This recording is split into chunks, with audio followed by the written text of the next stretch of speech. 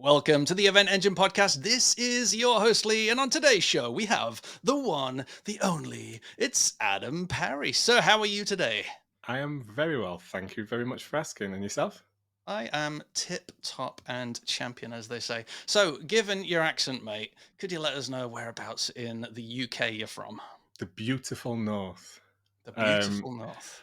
Originally born and bred Sheffield lad, Sheffield Yeah. Steelers, and then met my wife 18 years ago in a dark, dingy club on Deansgate in Manchester, and kind of never left. So you've been stuck in. Well, I'm originally, well, not originally, but I lived in Disbury for many years. Well, You'll I'm know that. Gatley. Yeah. I'm Gatley, so Ah. just the other side of the M6. Is it the M6? I think circular. Yeah, I Manchester don't know. circular. I hate the M6. It's the worst place. So, but Disbury's now posh. It wasn't posh when I was young. Very Um, posh, actually. A very yeah, aspirational place to live in Manchester. absolutely. So you are one of the co-founders behind the event Tech Live. Could you give us a little bit of a potted history of how the event got started? Yep, sure. So, never organised an event before Event Tech Live, not even a birthday party. So, Hmm. as most people did, just wanted to do something cool and bring people together. What it actually was born out of, Lee, is we saw a lot of people gravitate towards content on event industry news, the Hmm. publication that we run around technology. So, we knew Yeah. there was interest there.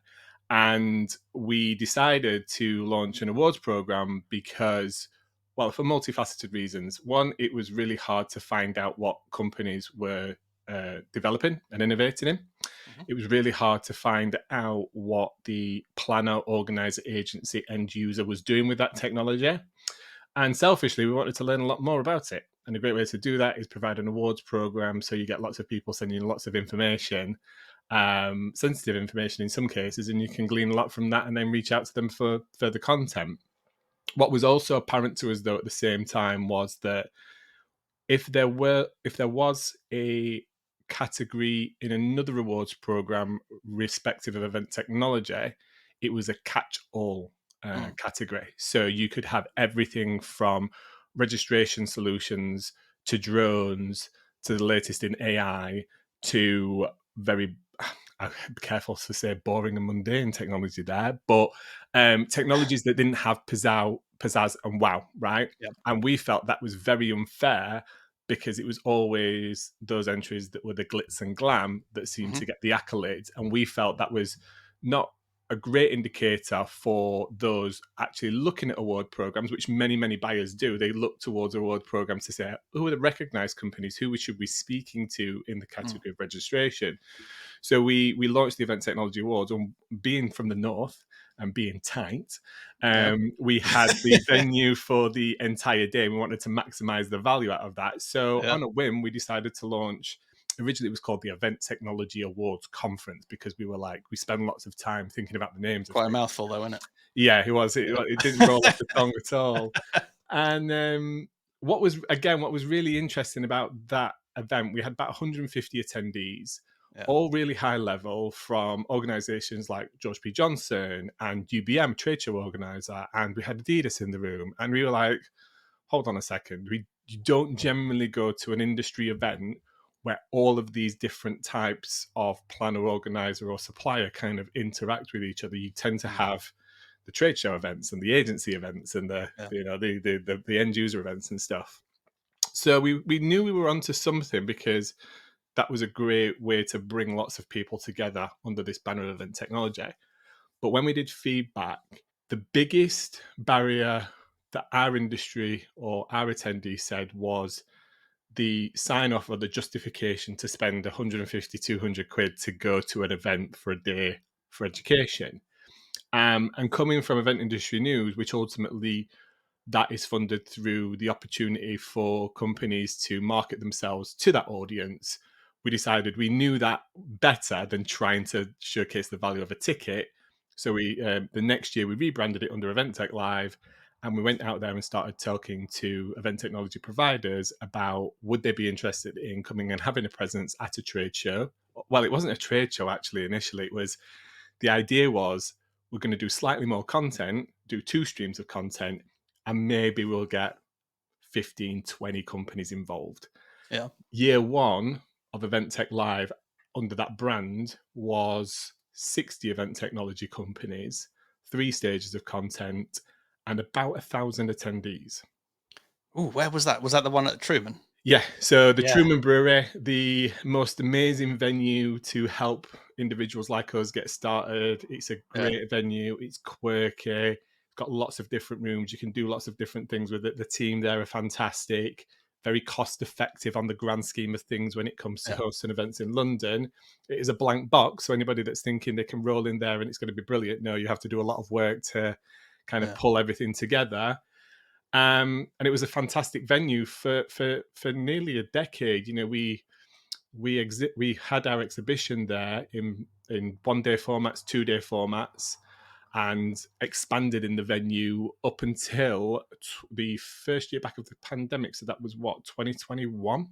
Yeah. And it was a fantastic venue for us. Unfortunately, just for two main reasons, logistically, as the event grew, it became a nightmare to Mm. work in for our team. We were rolling down into London on the Saturday before the event started and opened on the Wednesday, and team members weren't leaving until the following Sunday Oh, in terms wow. of logistics and build and things like that. Yeah. And it also restricted our exhibitors in terms of what they wanted to do.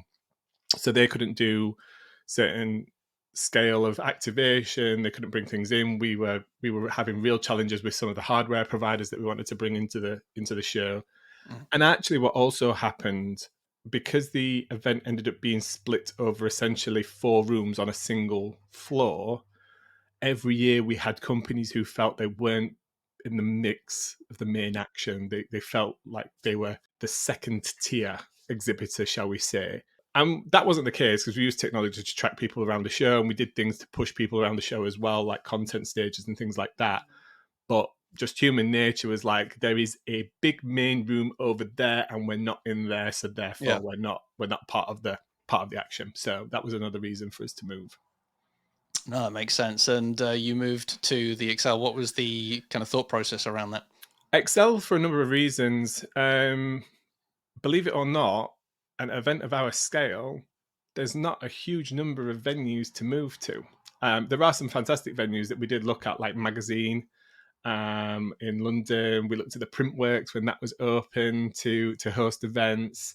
We looked at the BDC, but that was just a little too small for us in terms of overall square meters. So was Magazine. Hmm. And Olympia, which is another option, it was going and is still going through its redevelopment. Yeah. On top of that, what also attracted us to Excel, not only a great relationship that I built up with Caroline Gawley, one of the team there, but it was well connected.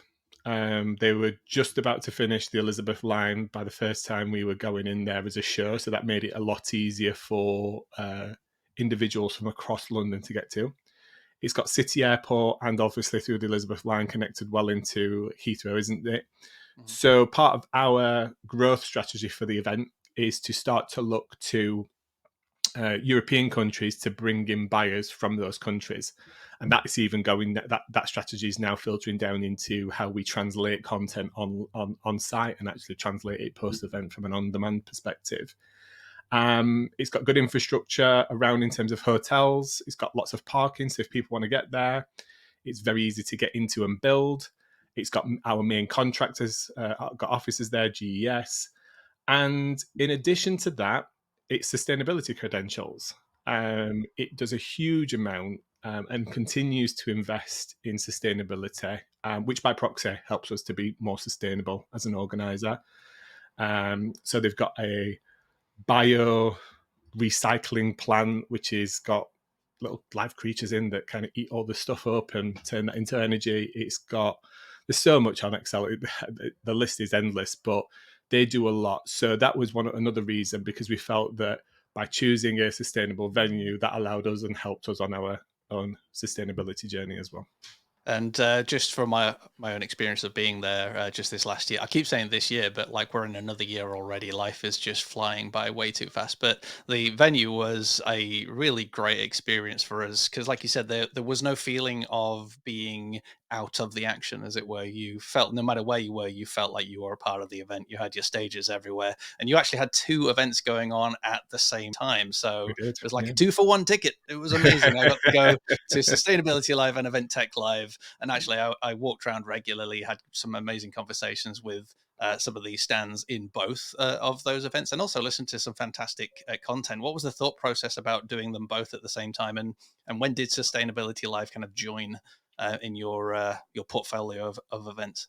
Yeah, sure. So when it comes to our events, we've always focused on niching in on a particular topic. So Yeah. Event Tech Live is what it says on the tin. You know, you are coming to learn about technology, software, hardware, innovation, digitization, the latest AI this, the AI that. Hmm. And that's done as well because a number of things, it's very clear to the attendee what they're going to get. So the Yeah. value proposition is there. Either you want to come and learn or you don't. You don't waste your time coming to an event and it's not what it says. Yeah. That also makes it very good for our exhibitors and sponsors because they know that everybody is there for the reason that it says, and they're not there just to be there, and or they're not looking at venues, or they're not looking at catering, they're not looking at all of those other things that could go into an event. So they know there's a good chance that everybody walking past their stand is a potential conversation. Um, it also creates another ecosystem, which we'll talk about, which is kind of like the opportunity and the partnership and networking that comes between the supply chain. You know, there's a lot of business done at Event Tech Live between the suppliers and a lot of partnerships formed. Yeah. Um, and Event Sustainability Live was born out of that kind of that same ideology and framework. But actually, in 2019, we launched the Sustainable Breakfast Briefing, Hmm. which was our first test into kind of what does this look like? Is there an appetite for this from an audience perspective? And in 2019, that was a really huge success. Then we went into the pandemic, but we continued to publish and talk about sustainability. And then post pandemic, we brought that brand back, and straight away, people had a huge appetite for it. And Mm. it will actually take place, depending on when this podcast episode goes out, it will have either taken place or will be taking place on March 6th again. So we still got that event is as a part of our event portfolio. But again, we only have a short amount of time with those attendees, and it's a small number. So this year it'll probably in the region of about 150, and we'll only have time with those attendees to kind of focus in on one topic around sustainability. Yeah. Um, so what Event Sustainability Live allowed us to do was again expand on that content. We had 3 stages of content across the 2 days, as well as other kind of formats of meeting pods for people, roundtables for workshops, that kind of stuff. But again, the idea was that to give the industry, and I say this in the broadest sense, you know, we had people from the festival market, from live music, from trade shows, from agencies, from corporates, from brands, all coming in and discussing how they were approaching sustainability. Because our Mm. belief is there's lots of opportunities to learn from each other and take that away and implement that. And having that event co-located with Event Tech Live, one obviously made it a more sustainable event delivery for us because we use the same venue, it was the same amount of logistics, we use the same suppliers. For attendees, it was only one set of travel rather than 2 sets of travel and impact and things. And actually what it also did was give a bigger opportunity for both of those sides in terms of the exhibitor portfolio, because for Event Sustainability Live, which had 1,400 attendees to it this first year, they already had a potential 2,500 from Event Tech Live as Yeah. potential crossover. And therefore, for the Event Tech Live exhibitors, what that also presented is another 1,400 new attendees Mm. that they could potentially tap into in terms of business. And from an audience growth strategy, that's a lot easier than trying to find another 1,400 in 1 year for just one event and stuff. Yeah. So that worked really well. We didn't track people across the event, so we didn't scan them backwards and forwards, because I personally find that hella annoying.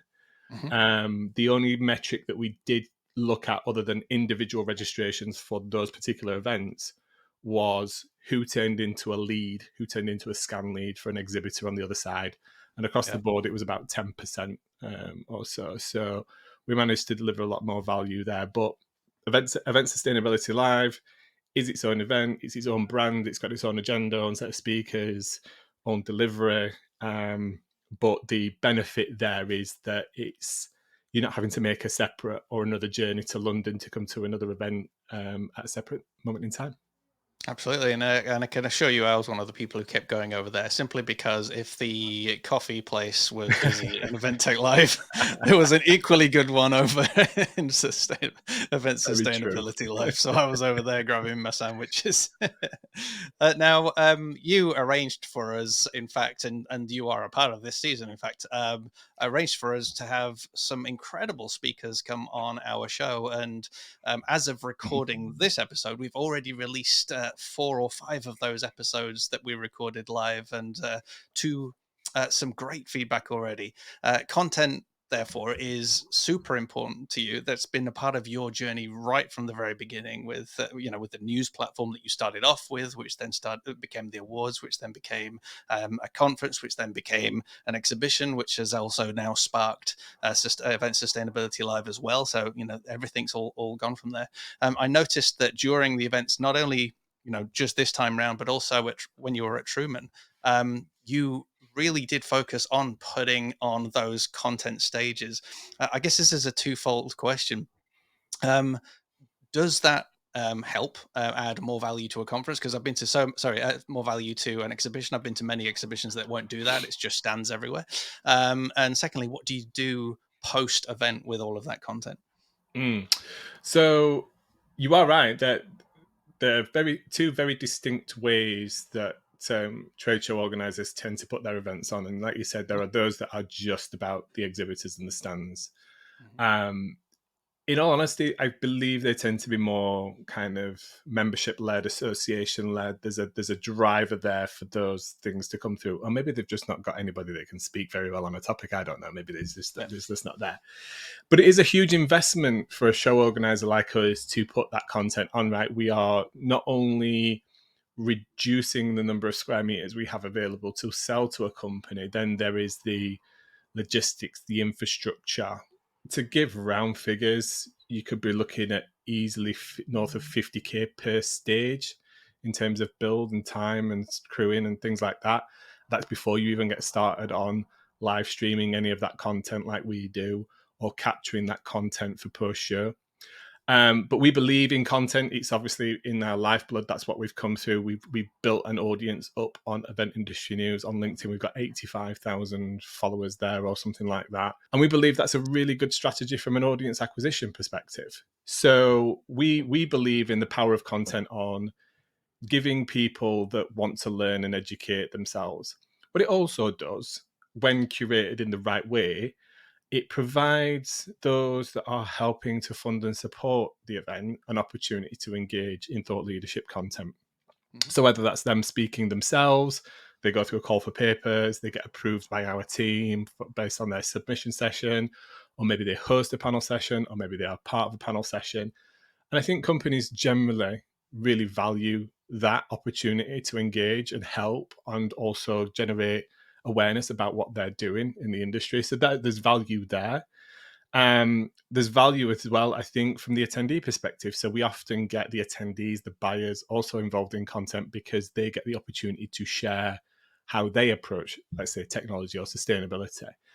And then in terms of another reason for us to do it is, and back to your second question, is we record everything.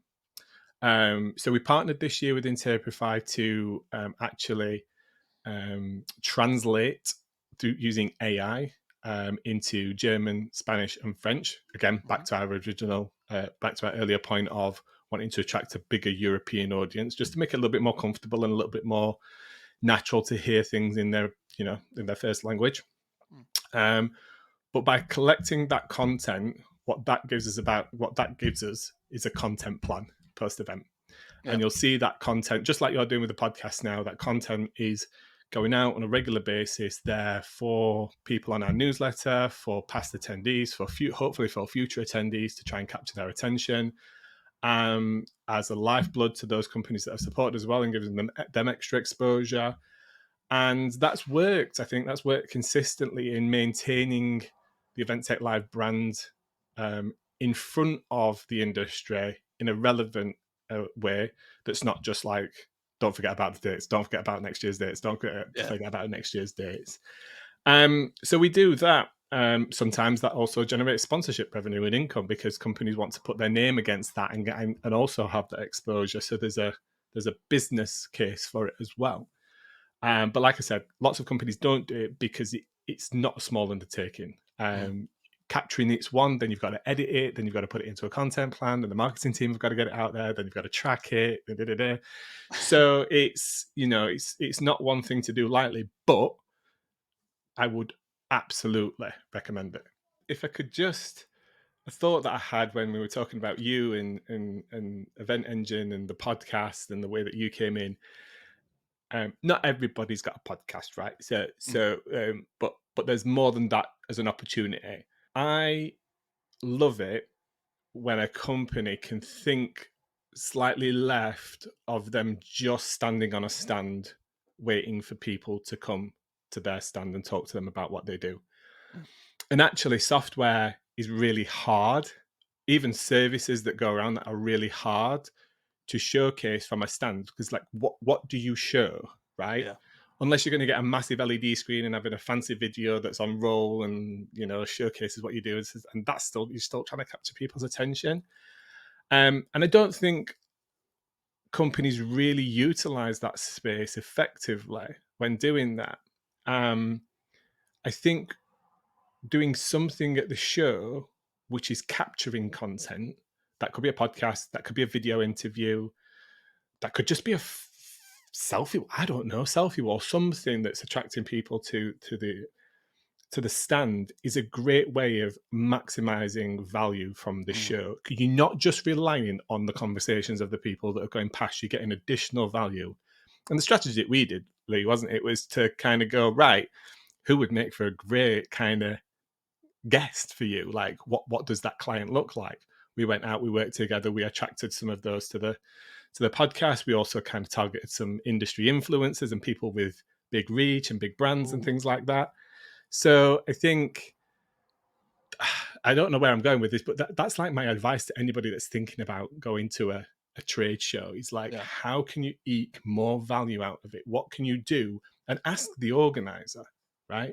Ask the organizer, we want to do interviews from our stand. I'm trying to encourage some of our exhibitors to just think about their stand as like a micro stage that they can host content from themselves and with other people. We can put that in the agenda. We can market that out as content to the attendees. That's a huge opportunity to attract people to your stand, to your brand, to your team, whatever it might be. And if I'm honest, I don't think 95% of companies think about that. Well, for us, in our experience, you connected us with some phenomenal people, and one of my favorite conversations was actually with Dax, because we were having a conversation that kind of went against the grain. The assume the people assume that you need to build a community alongside an event, and I'm one of those people. I'm like, yeah, and I used to have a massive Facebook community of 4,000 people in there, and kind of bled myself and burnt myself out trying to continue to run that alongside my event. And he actually just threw in to the mix that actually deliver an epic event that people will remember and focus on what you're good at, which is the event organizing, rather than draining yourself all year round to try and eke some sort of online community out all year. And that kind of hit home. But that was a really good example of the sorts of people and sort of conversations that you can have at these sorts of events. For us, though, having a stand where we were just stood awkwardly, kind of hoping people would walk past, and that awkward conversation of, oh, hello, yes, this is what we do on the wall behind us. We had none of that. Instead, we had people like, what's this podcast all about? What are you guys up to right now? Can I be on it? So we ended up actually having like 3 extra guests because people just wanted to be on the show. I was like, well, great, that's fantastic. So you connected us with about 6 or 7 epic people, and then we also had another 3 who just joined us. And in fact, speaking on the Europe thing, mate, it definitely worked, because a couple of contacts for us who are suppliers in based in Denmark, etc., just decided last minute to jump on a plane same day. Were able to go to the airport, get straight to the venue, spent the day looking around, etc., then just jumped back on the train and flew home, and were back in the evening in their homes all same day. They came over on day 2. So that was phenomenal. So that's some good feedback for you, mate. Thank Now, you. you're not just looking at Europe, though. You're kind of looking at global domination, and you guys, I think, are in your second or third year out in Vegas. What sparked that? This Was will it be our just a second trip year. to second year? Was it just a trip to America, or Yeah, just just yeah? just wanted to redeem my Avios air miles, mate. That's all it was. So so technology, but the events industry is global, but it's also quite small and niche. So there's it's not that big in terms of the network and the community Mm, around it. Um, and what we found was kind of a request for it in twofold. One was from the reach and the readership and things that we have across North America. About 30% of our audience on event industry news is based in America on a month to month basis. And consistently getting asked, when are you going to do something like Event Tech Live? There's nothing in the US like Event Tech Live. There's nothing supporting event technology like Event Tech Live. And that was on both sides. That was both from the user buyer end mhm, and also from the supply chain. You know, we've got customers who, Cvent as an example, have exhibited with us for a decade, and they exhibit at lots of events all over the country. But the one thing they say about our show is it's the focus, and it's the community, and it's the technology and everything around it that makes it valuable to them in terms of making sure that they're part of it. But that doesn't exist in North America. Um, so we decided to take the brand there. Ultimately, it's unrealistic to think that we can attract a 2.5, 3,000 person event to fly over from the US. As much as I'd love to pay for everybody to fly over, the commercials just don't make sense on no. that. And you've also got some companies who the North American market's big enough for them, right? So Mhm, they don't need to come to London to grow their business. They've got enough to go at in America and Canada, but still loved what we did, still wanted to support the event and things like that. So the makeup of the event formats look very, very similar in terms of the experience when you get on site. There are some quirks and features about Event Tech Live that are different to London. Like we bring in food trucks from to the front of the venue because we've got access outside, so people can go and You didn't mention this. I may have no. to revisit my plans and It's come not too over. late, mate. It's not too Food late. trucks. Do a podcast again. Ah, good day. So yeah, we took the brand over there because it made much more sense to kind of generate over there.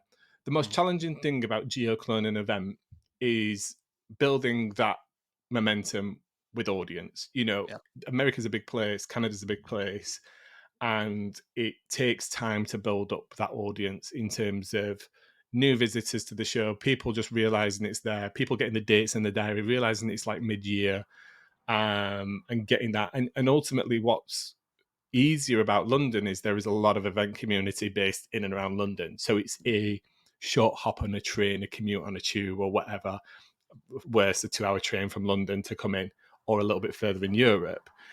You know, to go from New York to Las Vegas, it's the best part of 4.5, 5 hours on a plane. Mm. It's we would be in what, Italy That in still that blows my time, mind. Croatia.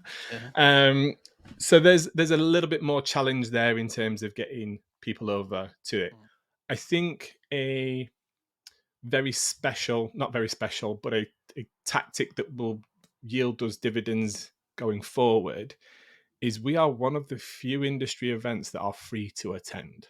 mhm, Without naming any other names, there are well established industry trade shows, conferences, and things like that. And they range anything from $2,000 to $4,000 a place to go. I mean, mm. some shows charge attendees just to walk the show floor, never mind access the education. And our belief has been always that that should be free to access, Mhm. unless it's a conference model or it's an additional kind of track of education or something like that. If that's something very Sure. specific, then that's fair. That might need a ticket to it. But, you know, that in addition to also travel and things like that, you know, some attendees are probably facing three, four, $5,000 bills to go to an event. Mhm. So we're going to keep Event Tech Live free to attend for as long as we see fit, forever, hopefully. And I think that will pay us dividends because then I think people will realize if they want to use technology to enhance their events, to level up when it comes to their businesses, to understand more about their attendees and the customer journey and things like that, then why not come to Vegas and stop in the Golden Nugget, $50 a night, and hang out with us for 2 days? Is it really $50 a night? It's 35 quid a night at the moment. Flipping heck, you really are selling it to me. And we have an amazing. I'm doing the sales pitch now. I'm doing the and sales who pitch. doesn't want to stay at a place called the Golden Nugget? Is that really what it's called? Golden Nugget, yeah, the Golden Nugget. Don't get me wrong; it's not the fanciest of places. It's not Caesar Palace or anything It's a like great that, name, but mate. it's decent. And Circa across the road, that's a very very nice hotel. I Yeah. think that's sub $100 a night at the moment. So you can get some nice hotels down there, and we also do something in the evening called the Royal Crawl, which is a bar crawl I thought it down would be something like that. Yeah. all downtown down Las The Vegas. word crawl gave it away. Yeah, and we even do that. So that's $35 for the event and 5 drinks across 5 bars on 3 properties on Fremont Street. The average drink on Fremont Street is $10 to $15 a piece. So we even try Wow. and do things like that, where we're kind of trying to negotiate good rates on kind of that nighttime networking activities. And the best thing about that event is if you don't drink, you don't buy the ticket, but you can still come along. Yeah, even better. So So I currently am not drinking. yeah, so you could I'm on and that's the thing. day 81 of not doing it. That's it. I So mean, I've been to events where you kind of in charge for a ticket, and it's like, well, all the booze you can drink. I'm like, I'm not really that fussed, so but I still want to come.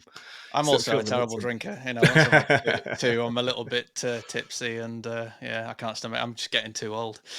So, I mean, with regards to you said you're in the second year. I mean, it's pretty Yeah. scary putting on an event in the UK. There's a lot of cost, there's a lot of risk. Um, how how did you basically get the bravery? I guess is the question, to actually bite the bullet, because there's a lot of money to invest. You're not there. Try to organize an event remotely is a lot of work. How did you kind of de-risk? How did you bite the bullet, as it were, and go for it? What pushed you to do something so significantly, to me at least, scary? I assume it was scary for you, at least the first year. It's still scary, Mm, Lee. We don't rest on our laurels when it comes to Event Tech Live London. mm, Events are very transient. There is no commitment to them. It's yeah, not like you're not a commercial business where you've got a history of orders and you can kind of see it kind of bubbling along there. And if yeah, 1 month dips a little bit, it's fine. You can kind of pull it back, maybe do some paid ads or something like that, or whatever. Events are finite. Um, I think what gave me the confidence, well, confidence comes after taking action, as far as I'm concerned. You don't it's a get good point. confidence before you've done something. And we had delivered 10, 9 fairly successful years. I think the other thing as well that's helps give me that confidence is I'm quite close to a lot of my customers and the community around Event Tech Live. And while Event Tech Live Las Vegas might not be for them, we still use those as a sounding board. Got a Mm, very good team. There are 4 of us on the commercial side that kind of look at those relationships with the supply chain and the companies that exhibit and stuff like that. They're all experienced. They're all very good. And then we've also got a very good operations team. Paul, my co-founder, leads as the event director on the event. And then we've got James Dixon, who is his kind of second in command on that kind of stuff. And then Kizzy, who deals with a lot of the event from the design, look, feel, theming, that kind of stuff. mm, So we kind of had all the building blocks for it, right? But don't get me wrong, it has and it still is very challenging building that event up. We mm, used to come out of Event Tech Live, and we had a fair amount of breathing space to kind of reassess things, look at what we were changing for next year, re-engage with people, and built back up to November. yeah, One event is hard, but it's fairly straightforward. Kind of like kids, right? One mm. one event is challenging.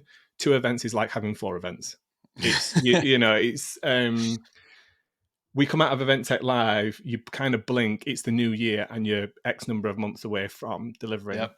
the event in May. So it's a lot of work. You need to be very, very efficient, or try to be as very efficient around the time invested in the event.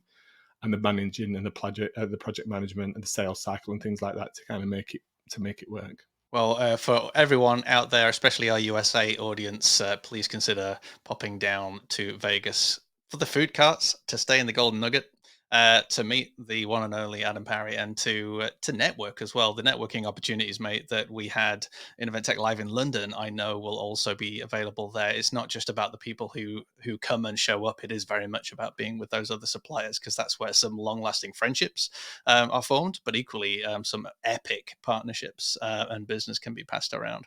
So I'm certainly looking forward to seeing what happens, mate. Watching it live. If I can get over last minute, I will. I know we've currently got plans, but hey, things can change, and I might jump in a plane. You never know. I just want to stay in bring the bring Golden bring Nugget. them That's the best name ever. bring the mic in the suitcase, mate, and we'll find you I somewhere will. to I've cough got up. it down here as well. That little desk I had. It's on my desk here, so I will do. So, well, as we come into land, mate, as you are a wise sage, could you give us a prediction? Just going to throw this in now on where you think AI is going in the events industry, mate? Because everyone's talking about AI. I think I'm actually sick to the back teeth of it, to be honest. But I'd love to know if you have any predictions about AI and the events industry. Okay. I Also, it think helps the algorithm by mentioning AI several AI, times in this AI, episode. AI, There you go. AI, Yeah, AI. perfect. Did it. Nailed I, it. I think at the moment we're probably, and this is the events industry when it comes to technology in general, we're kind of at the fascination stage, and I think Yeah. there's slight overhype on it.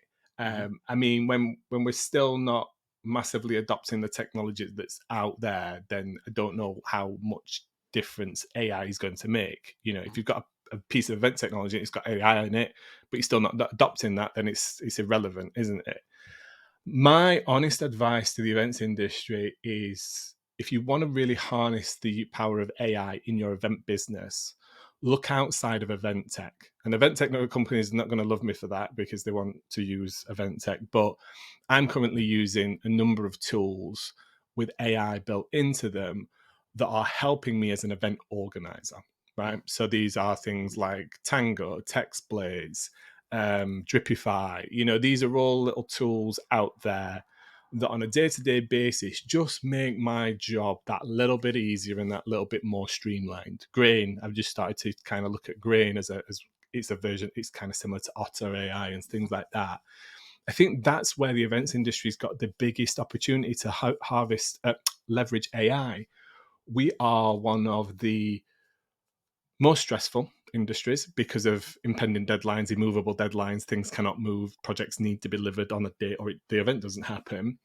And we also tend to be one of the most global industries, so we're dealing with people on, you know, other borders, other time zones and things like that. And I think ultimately AI can help streamline and automate some processes to really kind of make time efficient. And that's the biggest prediction I make, if you want to call it. But that's, I think the industry will get the most out of AI from an operational and logistics perspective. So rather than necessarily the gimmick stuff that I'm thrown at with YouTube videos, etc., we're talking about it being practical and helpful to the day to day, streamlining communications, streamlining organizations, removing some of that stress from. And perhaps if AI had have existed a few years ago, I wouldn't have lost all my hair trying to organize events. So maybe my lesson. We'll all have AI headpieces, mate. Oh, oh, now now See, AI has moved your my camera. AI What's camera going on has there? moved around. There we go. It doesn't like it. The overloads are coming for us, mate. There Oh, we go. mate. Oh, it's doing Oh, it and again. it's off. Let me move over here. Well, if you're not watching us, if you're not watching on YouTube, if you're listening to the audio podcast right now, the AI has just taken over his camera and moving it all around. Well, mate, Revolting. on that, thank you so much for your time with me. It's been Thank you, wonderful. Lee. Thank you for being so honest, for being so vulnerable, for kind of sharing what goes on behind the scenes, sharing those numbers as well. Absolutely fascinating. Folks, if you are thinking of going to Vegas, sign up, get involved, reach out to Adam. It looks extremely exciting. If you want to stay in the Golden Nugget, so do I. Don't blame you. Adam, what's the best way for people to connect with you? And then we shall say goodbye. If you're on LinkedIn, Adam.Parry, I think it is, and on Twitter, Punchtown Parry. Nice. Well, we'll make sure we put those in the show notes as well. Thank you so much, mate. Have a good Thank one. you. Take care. Cheerio.